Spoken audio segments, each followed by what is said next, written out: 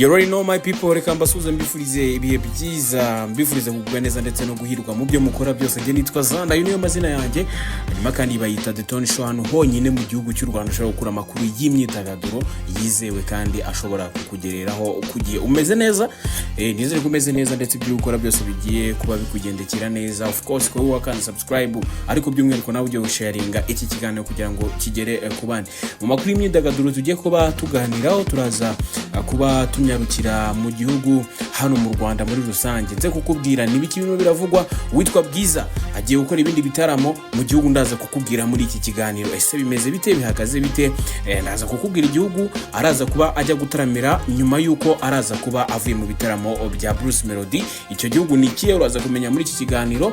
Hanyuma kandi ndaza kukubwira kuri Emlene hari ikintu kidasanzwe cyamaze kuba kigaragara mu bukwe bwe bwitegura kuba abwata mu minsi ya vuba cyane. Ibyo byose uraza kumenya ngo bihagaze bite muri iki kiganiro. Hari amashusho kandi y'urukoza Sony yamaze iminsi ataratara ku mbuga nkoranyambaga zigiye zitandukanye, by'umwihariko kuri Twitter cyangwa se X muri rusange. Ayo mashusho rero uraza kumenya ngo nayandi nyirayo yaje kuba yihakana uwo muntu ninde. Ndaza kuba tumugarukaho muri iki kiganiro. Ariko kandi ndaza kukubwira kuri PDD. Uyu nguyu PDD yongeye kuba ari gukindi cyaha gikomeye cyane, noneho gikomeye kurusha ibindi byayigeze yaregwa. Ariko byayimaze iminsi noneho bitavugwa, ariko byayimaze iminsi bitagaruka mu itangazamakuru. Uyu munsi byagenze bite, habaye iki noneho kigiye kuba kigarura PDD mu manza zigiye zitandukanye. Reka nizere kutaza kujya kure, nizere ko wakanze subscribe, nizere ko wakanze like, share ndetse n'ibindi byose bisabwa kugira ngo winjire mu muryango mugari w'abakunda The Tony Show. Nujye kurereka nze turambura amakuru yacu muri rusange. Uku kuntu ubona twese dukora cyane ariko bamwe bakatuvamo bagakira, abandi bakagumaho bari. Mu mpamvu zabyo harimo n'uburyo turuhuka. Amahitamo mato cyane ashobora gukora ikinyuranyo. Mu gihe utaha ukicara ku ntebe yawe ishobora kubihengamye, ukaryama kuri matla itebera imwe ica umugongo. Harabahisemo neza bakoresha intebe, ibitanda, utubati n'ibindi bikoresho byo mu nzu muri Seal Solution. Abangabo uzabamenyera ku musaruro batanga mu kazi kubera ko baba baruhutse. Seal Solution turi kompanyi ikora ibikoresho byo mu nzu nk'intebe, ibitanda, utubati, ibikoni byo mu nzu bigezweho, garde-robe n'ibindi. Ibi byose turabikora, ariko dufite n'ibyo dutumiza mu bihugu nka Turukiya, Dubai, Ubushinwa n'ahandi. Dushyira imbere ubunyamwuga n'ubunyangamugayo. Niba uduhaye komande y'intebe, igitanda cyangwa se ikindi gikoresho, buri mugoroba ushobora kunyura kuri atelier yacu kureba aho igikoresho cyawe kigeze nuko kirimo gukorwa. Dukora intebe nziza z'amakwire, zaba izo muri salon, izo muri salle à manger, kuri balcon, kuri piscine n'ahandi. Twubahiriza igihe twahanye. Nk'ibyo bidahagije, Seal Solution ni umufatanyabikorwa wemewe w'uruganda rwa Matela Dodoma rukora matela n'ibitanda byiza. Matela n'ibitanda byazo tubiranguza tukanabitanga kuri detail ku biciro nk'ibyo ku ruganda. Abantu ku giti cyabo cyangwa se abafite ama appartement mukeneye Seal Solution. Niba mushaka guhesha agaciro inzu zanyu n'ubuzima bw'abazibamo, dukorera ka muhanda muri metero 500 uvuye kuri Nyabarongo ujya ku Ruyenzi. Ni mu kuboko kw'iburyo uzamuka. Uzabona icyapa kinini cya Matela Dodoma kirebana n'icya Seal Solution Furniture. Ni muri etage iri aho ngaho neza. Dufite kandi ishami ku Muhima hepfo gato ya Traffic Police, neza ku cyapa cya bus zimanuka. Ibyo uguze tubikugereza aho ushaka ku buntu. Duhamagare cyangwa twandikire kuri 07 83 26 54 01.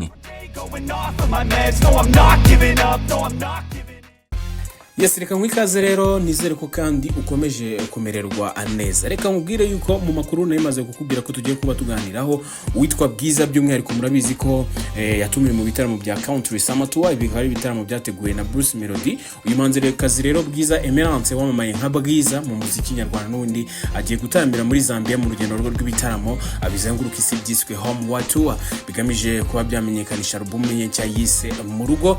Iyi akaba ari album yitegura kuba yashyira hanze mu minsi ya vuba. Muzaza kuba amumenya byinshi kuri album mu gihe cya vuba cyane azaba ayishyira hanze, ariko agiye kuba atangira tour y'iyi album muri rusange. Uyu mukobwa rero ubarizwa mu nzu ifasha abahanzi ya Kikas Music akomeje kwagura amaboko mu buryo budasanzwe, by'umwihariko mu muziki we mu rwego rwo kugeza umuziki nyarwanda ku rwego mpuzamahanga, aho kuri ubu rero kuri ubu ngubu mu Rwanda arimo aritegura kuba yakora ibitaramo bigiye bitandukanye bizenguruka country summer tour, ariko akazaba nanone yitegura kuba akora amateka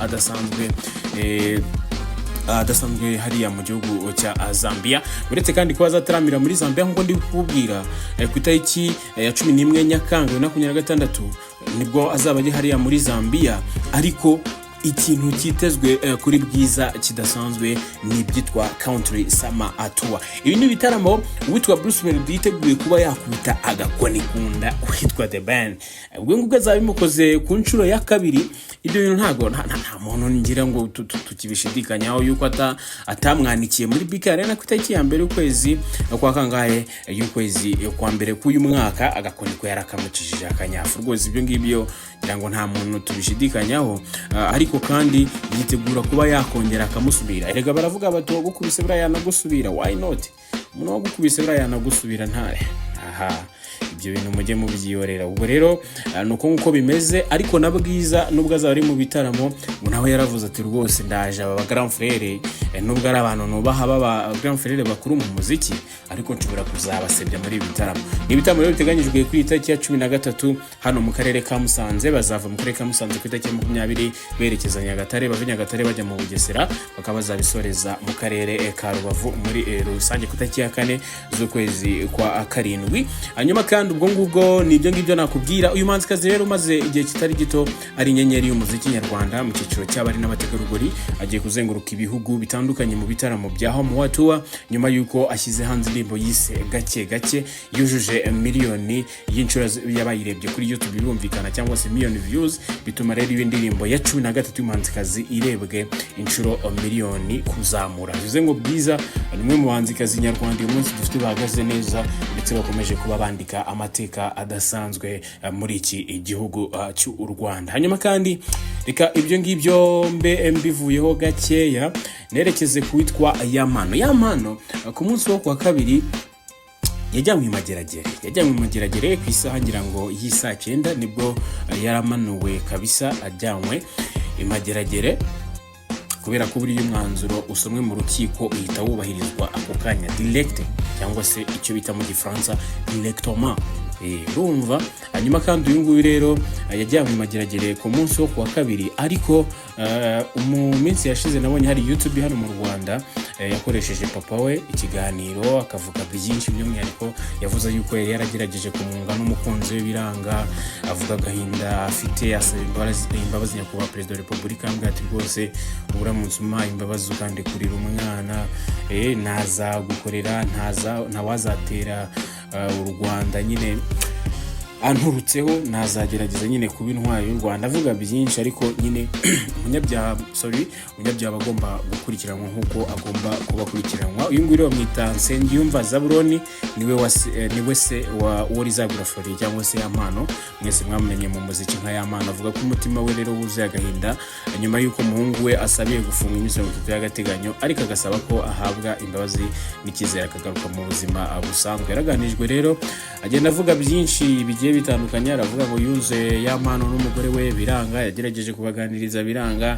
inama za kibyeyi zaratanzwe kenshi gashoboka, ariko yagiye abisabira imbabazi, asabira uyu muhungu we imbabazi.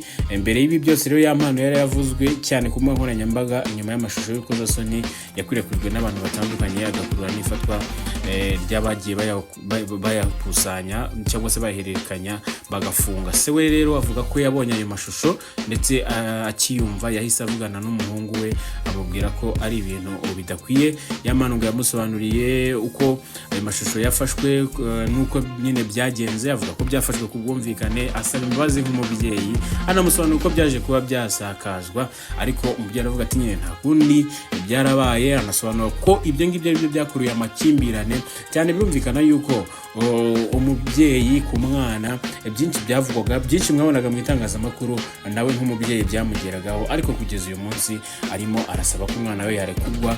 Gusa nyine umunyabyaha n'umunyabyaha agomba kuba yakurikiranwa amategeko agakora ibyabo. Hanyuma kandi ibyanjye se biratinda buriya? Ibyanjye ntago bitinda. Reka nyaruke nkubwire ko nyuma yo kwambika impeta umukunzi we ndetse bakanatangaza itariki y'ubukwe, witwa Murindahabire wamenyekanye nka Emirene ndetse n'uwitwa Nikuze Liliane, uyu munsi rero bakaba batangiye gutumira inshuti zabo n'imiryango ya hafi y'abagomba kuzitabira ubukwe bwabo. Witwa Irene Murindahabi ari mu myiteguro y'ubukwe n'uwitwa Nikuze Liliane, umukobwa utuye mu Bubiligi, bamaze igihe bakundana ndetse mu minsi ishize akaba yaramwambitse impeta, ngira ngo mwarabibonye hano kuri YouTube yanyu ya The Tone Show. Hanyuma kandi bakaba bazabana ku itariki ya 15 Kanama 2026. Hanyuma kandi bangaba bategura kuba bakorera ubukwe bwabo mu nyubako y'Intare ya Conference Arena, inzu iherereye hariya Rusororo kabisa. Hanyuma akaba ariho hazabera imihango igiye itandukanye, gusa hateganyijwe n'iyindi mihango izabera mu Bubiligi aho uyu mukobwa asanzwe atuye. Kandi ikindi, uyu nguyu Irene Murindahabi aherutse kuzuza aba million subscribers kuri YouTube yiwe yitwa MIE Empire. Aherutse kabisa gukora ibidasanzwe, nawe yinjira mu muryango wabujuje million subscribers. Ariko se namwe mwakanze subscribe mugasharinga n'abavandimwe banyu, natwe tugakomeza kuba twazamuka, hari ikintu bitwaye? Ntugukandaho ntibakwishyuza, ntaki, ibintu byoroshye cyane. Hanyuma kandi nari nakubwiye yuko hari umuhanzi umaze kuzamura izina muri Uganda, bamwita Avampis, yitandukanyije n'amashusho y'urukozasoni ari gukwirakwizwa ku mbuga nkoranyambaga, akaba asobanura ko ibivugwa ari amashusho ye. Aravuga ati n'ibihuha ndetse kandi nibigamije kwangiza izina rye. Aravuga ati ayo mashusho sa yanjye. Akaba rero ari amashusho agiye hanze mu ntangiriro z'iki cyumweru ku mbuga nkoranyambaga akakwirakwizwa, bavuga ati aya ni aya Avampis, yashyizwe hanze. Mu gihe ayo makuru nayo yarari hanze arimo arakwirakwizwa ku muvuduko mwinshi, Manzi yanyomoje ibivuga ko araye abinyujije ku mbuga nkoranyambaga ze. Aravuga ati akenshi ntabwo njya mpangayikishwa n'ibihuha cyangwa se inkundura zituruka ku mbuga nkoranyambaga, ariko iki gihe ibintu byarenze urugero. Dukora cyane kugira ngo twubake izina rikamenyekana kandi rikubahwa. Ndashaka kubivuga nshimangira ko uyu muntu uri muri aya mashusho atari njye. Nibyo yavuze rero.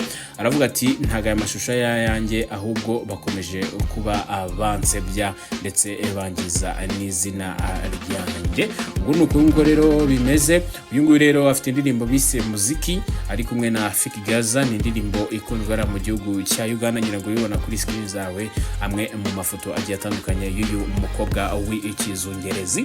Hanyuma kugira ngo nanasoze rero ngane ku musozo, reka nkubwire yuko umuraperi ndetse akaba n'umushoramari wamamaye muri muzika yo muri Amerika bamwita Shani Combs.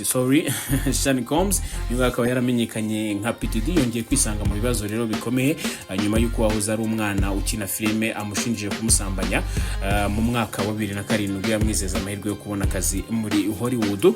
Ni ikirego rero gishya cyatanzwe n'umugabo wo muri leta ya California wahise muhisha amazina ye agakoresha izina rya John Y.H. Law.